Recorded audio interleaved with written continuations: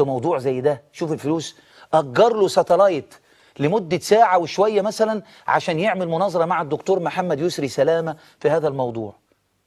تخيلوا، يعني وائل الإبراشي يتكلم في الإعجاز العلمي في القرآن، بقول لكم إن شاء الله العاشرة مساء هيقع وهيسقط بمثل هذه الأفكار. نفسي ومنى عيني يتكلم في حاجة في البلد.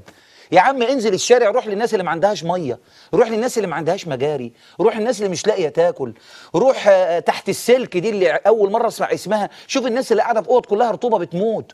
روحوا يعني روحوا حركوا رجال الاعمال، بدل ما تدفع لي مبلغ وقدره في ساتلايت عشان تعمل لي مناظره وتقعد تعمل لي فكره برنامج الحريقه بتاعك في العاشره مساء، روح ادفعوا الفلوس دي، ساعدوا الناس، ساعدوا مصاب الثوره. يعني بدل ما حمدين صباح يجيبهم الشباب يقعد يعيط ويستجدي ويتحاسبن على رئيس الجمهورية، وانت قادر انك انت تعمل حاجة ليه، ساعد معاه في علاجه يا اخي، خليها لله، بلاش المزايدات السياسية. يعني انت هتسيبه يموت مش هتعالجه عشان تسقط رئيس الجمهورية؟ ولو كنت انت الرئيس كنت هتعالجه؟ نفسي افهم بس الناس دي بتفكر ازاي.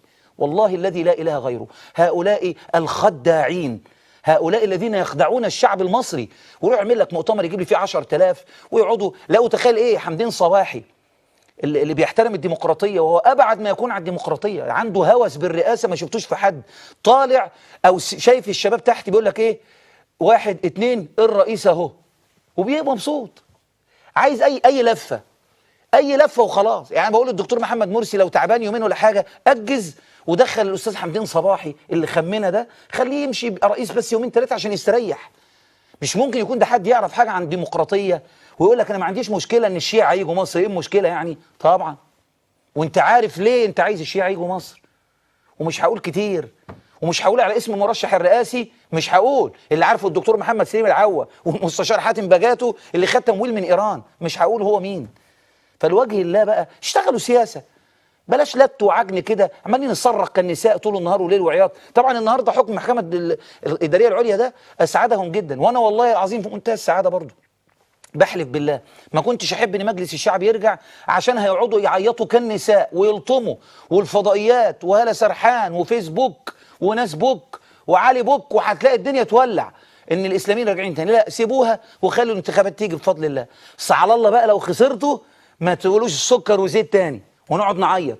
خلاص، اتمنى من ربنا سبحانه وتعالى تعملوا عمل سياسي وتعملوا عمل اجتماعي تساعدوا بيه الناس في مصر، ناس في امس الحاجه للمساعدات، ناس في امس الحاجه للاطمئنان.